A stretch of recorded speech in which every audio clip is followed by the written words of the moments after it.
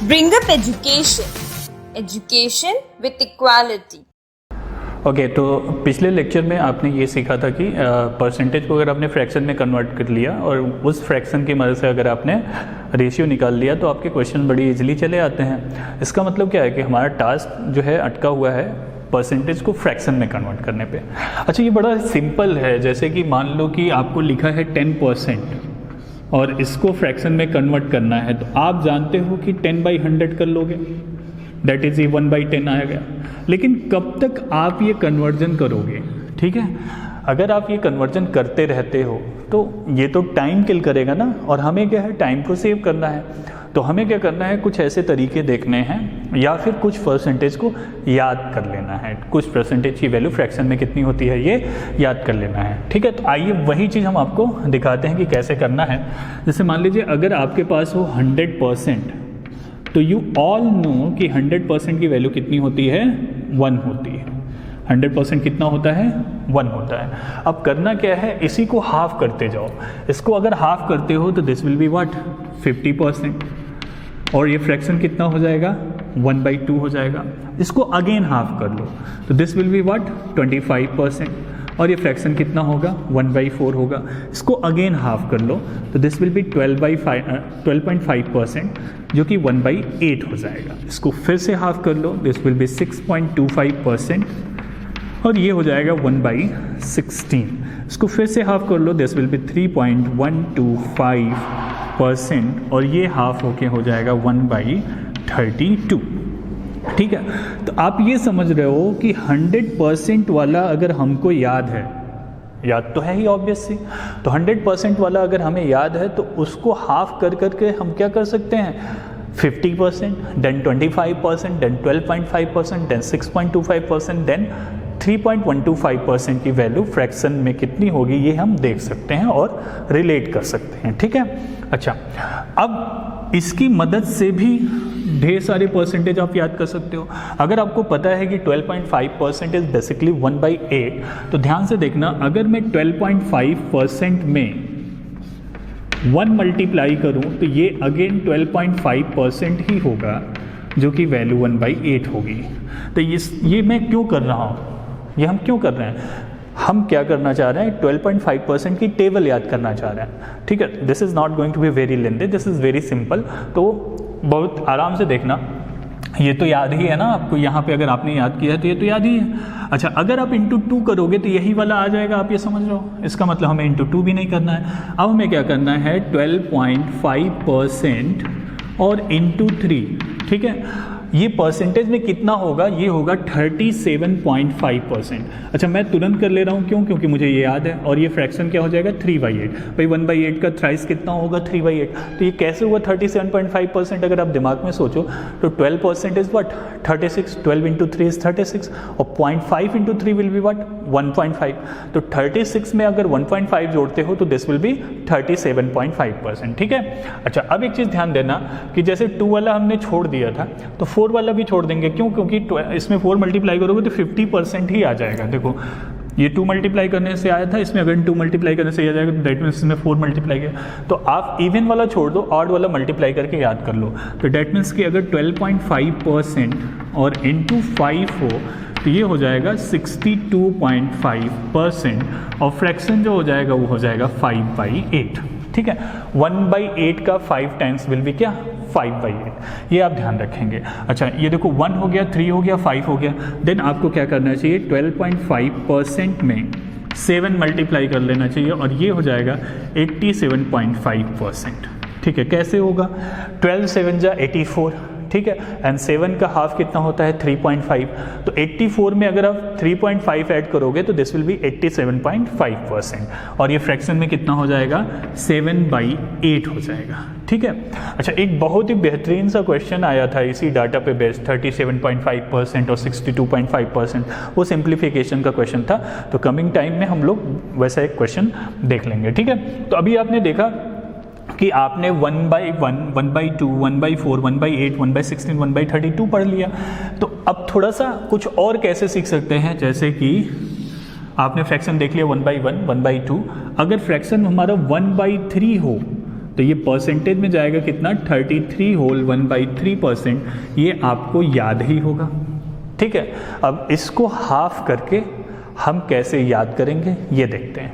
तो देखो fraction half करना बहुत आसान है, ये तो 1/6 हो जाएगा।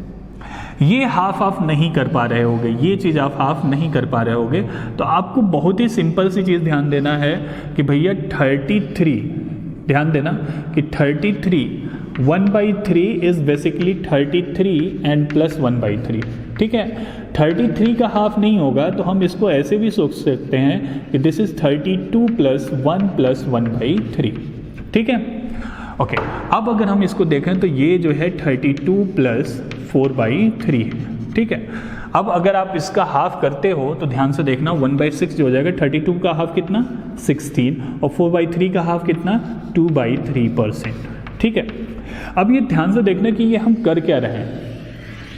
जैसे 33 का हाफ पॉसिबल नहीं था तो हम कर क्या रहे हैं कि उसको एक नियरेस्ट नंबर में कन्वर्ट कर ले रहे हैं जिसका हाफ करना आसान हो। तो भैया आप ये बताओ 33 के नियरेस्ट जो कि किया जा सकता है इसमें अवेलेबल जो हो तो वो क्या है, 32 ही है। तो क्या करना है, इससे एक इधर दे देना है। तो एक जब इधर देते हो ना तो ये पूरा का पूरा ऊपर जुड़ जाता है, ठीक है। दैट मीन्स कि ये जब 32 होगा, एक कम होगा तो ये एक कम उधर एक अधिक हो जाएगा तो एक पूरा होल जाएगा ना, तो 1 होल की वजह से क्या हो जाएगा, ऊपर 3 जुड़ जाएगा, दैट इज़ 4/3 हो जाएगा।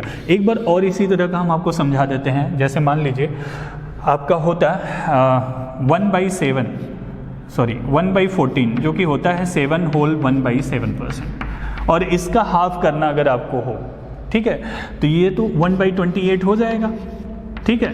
लेकिन इसका हाफ पॉसिबल है नहीं, तो इसको हम क्या समझेंगे कि ये 7 नहीं, ये 6 है। और अगर ये 6 है तो इसने 1 इधर पूरे को दे दिया, इस पूरे फ्रैक्शन को 1 होल दिया है, तो 7 1 8/7 हो जाएगा। और इसका हाफ आप करोगे तो this will B 3, this will B 4/7%। Hope कि आप ये समझ पा रहे हो कि हम करना क्या चाह रहे हैं, ठीक है। तो 1/3 33 1/3% था, इसकी मदद से हाफ किया इसका, तो ये 33 पॉसिबल नहीं था तो इसको हमने 32 समझा और 1 इसको दे दिया, तो ये 3 डिनोमिनेटर ही ऐड हो जाता है, 1 का मतलब 1+, तो 1 + 1/3 4/3 हो जाएगा। और जैसे ही आप करोगे तो ये 2/3 आ जाएगा, ठीक है। अगेन इसका हाफ अगर हम करते हैं तो 1/12 होगा और ये हो जाएगा 8 होल 1/3%, ठीक है। आप चाहो तो फर्दर हाफ कर सकते हो, दैट इज़ 1/24 4 होल 1/6%।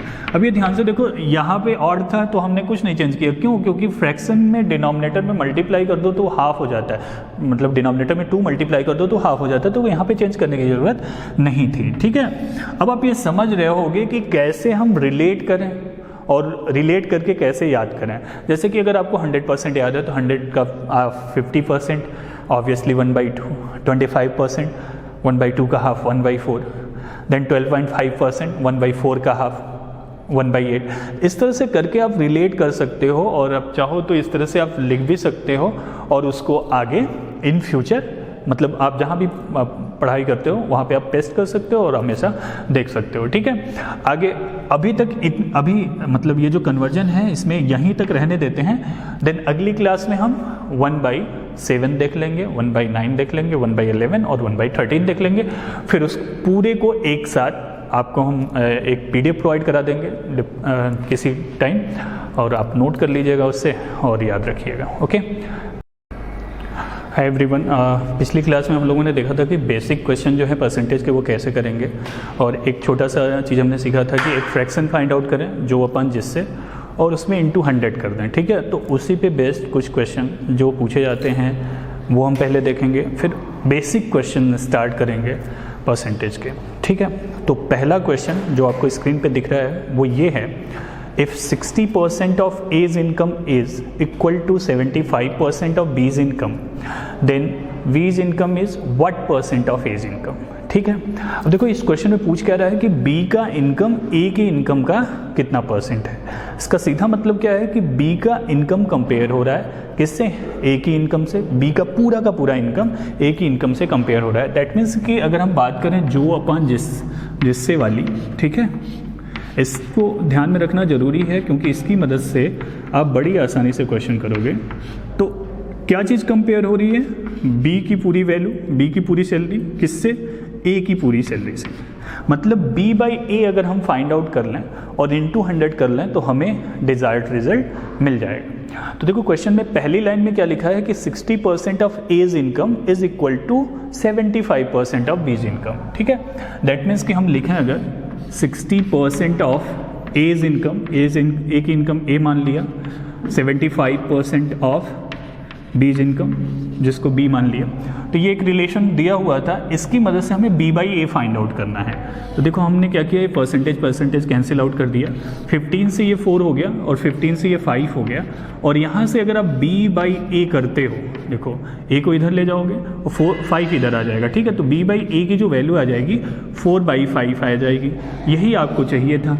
ठीक है, अब अगर आप परसेंटेज पता करते हो तो आप क्या करोगे, b by A as a percentage क्या हो जाएगा 4/5 और इंटू 100 दैट इज 80%। तो this is the very simple question, I hope कि आपको समझ में आया होगा। ओके, अब करते हैं दूसरा क्वेश्चन। आपको स्क्रीन पे दिख रहा होगा, लिखा है कि a fruit seller had some apples, he sells 40% of apple and still left with 420 apples. तो originally he had how much apple, मतलब स्टार्टिंग में उसके पास कितने एप्पल थे, अगर उसने 40% सेल किया और फिर भी उसके पास 420 बचा है। तो अब देखो ये क्वेश्चन कैसे करना है, जैसे कि हमने आपको पिछली क्लास में दिखाया था कि अगर आपको परसेंटेज दिया हो तो इसकी मदद से आप एक फ्रैक्शन फाइंड आउट करोगे और उस फ्रैक्शन की मदद से रेशियो के बारे में सोचोगे, और मैंने आपको बताया था कि रेशियो पता कर डाला तो लाइफ झिंगा लाला। ठीक है, बड़ी आसानी से आप आंसर दे दोगे। तो देखो 40% की वैल्यू, क्योंकि 40% ही सेल हुआ है, तो 40% की वैल्यू है कितनी 2/5। ठीक है, तो ये हो जाएगा आपका ओरिजिनल एप्पल। ठीक है, यही मैंने बताया था कि डिनोमिनेटर, न्यूमरेटर अपॉन डिनोमिनेटर जो होता है, अगर आप परसेंटेज को चेंज करते हो फ्रैक्शन में, तो न्यूमरेटर अपॉन डिनोमिनेटर में डिनोमिनेटर जो है ओरिजिनल वैल्यू को रिप्रेजेंट कर रहा होता है। ठीक है, और ये चेंज को रिप्रेजेंट कर रहा होता है, और अगर ओरिजिनल वैल्यू में आप चेंज कर लेते हो तो आपको मिल जाता है नई वैल्यू। अच्छा, ध्यान से देखो क्वेश्चन में बोला क्या है, क्वेश्चन में बोला है कि उसने सेल कर लिया तो उसके पास बचा हुआ है 420। इसका मतलब क्या, ओरिजिनल नंबर ऑफ एप्पल और बचे हुए नंबर ऑफ एप्पल का अगर मुझे रेशियो पता हो तो मैं बड़ी आसानी से आंसर बता सकता हूँ। तो वहीं तक हमें पहुँचना है। ठीक है, ये देखो ओरिजिनल कितना था 5 और इतने एप्पल उसने सेल कर दिए। ठीक है, यही वो चेंज हो रहा है, 5 में से 2 चला गया है, क्यों, क्योंकि सेलिंग की है उसने। ठीक है, तो उसके पास बचे कितने, वो बच गया कितना 3। दैट मीन्स कि ओरिजिनल नंबर ऑफ एप्पल जो था वो 5 था और रिमेनिंग नंबर ऑफ एप्पल, इस तरह से आपको सोचना होगा, वो कितना हो जाएगा 3। अब क्वेश्चन में दिया क्या है कि उसके पास रिमेनिंग नंबर ऑफ एप्पल कितने हैं 420। दैट मीन्स कि 3 की जो वैल्यू है वो कितनी है 420 है। तो दैट मीन्स कि 1 will be equal to how much 140। तो ओरिजिनली उसके पास कितना था 5 था, जो कि इक्वल टू कितना हो जाएगा 700 के, और यही इस क्वेश्चन का क्या हो जाएगा आंसर हो जाएगा। ठीक है, तो अभी तक हमने 2 क्वेश्चन किया, अब आइए देखते हैं तीसरा क्वेश्चन है क्या। लिखा हुआ है कि the passing mark in an examination is 40%, मतलब मैक्सिमम मार्क का अगर कोई पर्सन 40% पा जाता है तो वो पास हो जाएगा। ठीक है, फिर आगे क्या लिखा हुआ है, if Alok gets 88 marks and is declared failed by 10 marks, मतलब आलोक 88 मार्क पाता है तो वो फेल होता है, लेकिन कितने नंबर से फेल होता है 10 नंबर से। इसका कहने का मतलब क्या है कि अगर वो 10 नंबर और पा जाए तो पास हो जाएगा। दैट मीन्स पासिंग मार्क होगा क्या 88 एंड प्लस 10। ठीक है, then the maximum mark in the examination is, मतलब हमें मैक्सिमम मार्क बताना है। तो अकॉर्डिंग टू क्वेश्चन हम कह सकते हैं कि पासिंग मार्क जो है वो कितना है, वो है 88 जो कि आलोक पाया था एंड प्लस 10 जितने से वो फेल हो गया। अगर इतना वो पा जाएगा तो वो क्या हो जाएगा पास हो जाएगा। दैट मीन्स कि पासिंग मार्क है कितना 98, और इसको परसेंटेज में रिलेट कैसे किया है कि it is 40% of the maximum mark. बोला है कि अगर वो 40% कोई भी पर्सन पाता है तो वो पास हो जाता है। दैट मीन्स इस 98 को हम लिख सकते हैं कि ये है 40% ऑफ मैक्सिमम मार्क। ठीक है। अब देखो हमें करना क्या होता है, हमें हमेशा ऐसे सोचते रहना है कि भैया कैसे हमारा कैलकुलेशन इजी हो, ठीक है। अब देखो हमें क्या है, मैक्सिमम मार्क बताना है, तो maximum mark is basically 100% of the maximum mark. तो इस 40% से 100% पहुंचने का क्या तरीका है, या तो आप 10% निकाल लो या तो आप 20% निकाल लो। 10% निकालो, 10 मल्टीप्लाई कर दो 100% आ जाएगा। 20% निकालो, 5 मल्टीप्लाई कर दो तो 100% आ जाएगा। तो यहाँ पे क्या इजी लग रहा है, अगर 4 से डिविजिबल हो ये तो 4 से डिवाइड करके 10% ले लेते, लेकिन 4 से डिविजिबल है नहीं। आपको ये थोड़ा सा सेंस आ ही जाएगा जब आप प्रैक्टिस करोगे तो, ठीक है। तो अब 2 से इसको डिवाइड करो, this will be what, 20% of maximum mark is equal to 49, ठीक है। तो 20% ऑफ मैक्सिमम मार्क 49 हो गया। अब आपको क्या करना है, 100% ऑफ द मैक्सिमम मार्क बताना है। अब इस 100% के लिए आपको क्या करना चाहिए, दोनों तरफ 5 से मल्टीप्लाई करना चाहिए। अब 5 से मल्टीप्लाई अब कैसे करोगे, नियरेस्ट नंबर सोचने की कोशिश करो। जैसे ये 49 है तो 49 को सोचो कि अगर ये 50 होता तो हमें क्या करना था, 5 मल्टीप्लाई करना होता तो ये 250 आता, लेकिन है क्या ये 49, ठीक है। हमने 1 बढ़ाया तो 5 टाइम्स में 5 बढ़ गया होगा, दैट मीन्स 250 हमारा रिजल्ट 5 ज़्यादा है। तो 5 आप 250 में से कम कर लो तो दिस विल बी व्हाट, 245, और यही इस क्वेश्चन का आंसर होगा। आप इस तरह से कैलकुलेशन भी सोच सकते हो थोड़ा सा इजीली और आपको आंसर मिल जाएगा, ठीक है। तो आइए देखते हैं 4th क्वेश्चन। तो चलिए देखते हैं आज का आखिरी क्वेश्चन, जो कि लिखा क्या है, A student multiplied a number by 3/5 instead of 5/3। मतलब उसको करना क्या था, 5/3 मल्टीप्लाई करना था, उसकी जगह पे उसने 3/5 मल्टीप्लाई कर दिया है। तो पूछा है कि what is the percentage error in the calculation, ठीक है। अब देखो ये जो क्वेश्चन है ये बहुत ही बढ़िया क्वेश्चन है और बहुत ही सिंपल क्वेश्चन है। यहाँ पे हम आपको 2 तरीके बताएंगे जिससे आप इस क्वेश्चन को कर सकते हो, बहुत ही इजीली कर सकते हो। पहला क्या कि आपको लेट करना है, एक ऐसा नंबर लेट करना है जिसका 3/5 करना आसान हो और अगेन 5/3 करना आसान हो। तो आप ये समझ सकते हो कि भाई एक नंबर जिसका 3/5 करना आसान हो दैट इज़ 5 से डिविजिबल होना चाहिए, जिसका 5/3 करना आसान हो दैट इज़ 3 से डिविजिबल होना चाहिए। दैट मीन्स अगर हम 5 और 3 का LCM ले लें that will be our number जिसे हमें एज्यूम करना है, ठीक है। तो हमने कह दिया कि लेट की नंबर था 15 जिसमें क्या था, हमें मल्टीप्लाई करना था, ठीक है। उस स्टूडेंट्स को मल्टीप्लाई करना था 5/3 से। तो ओरिजिनल रिजल्ट क्या आता और एरर्ड रिजल्ट जो है, एरर वाला जो रिजल्ट है वो क्या आया है, ठीक है। ये हमें देखना है। तो करना क्या था, उसको करना था 15 में 5/3 मल्टीप्लाई, लेकिन उसने कर क्या दिया, 15 में 3/5 मल्टीप्लाई कर दिया। तो देखो उसका रिजल्ट आना कितना था 25, जबकि आया कितना 9 आ गया। तो सिंपल सी बात है कि दिस इज बेसिकली रेशियो, ठीक है। और अगर हमें रेशियो पता है तो हम सब बता सकते हैं, ठीक है। अब ये ध्यान से देखना, ओरिजिनली ये आना था, ये आया है, तो एरर आप बता दो कितने का एरर हो गया।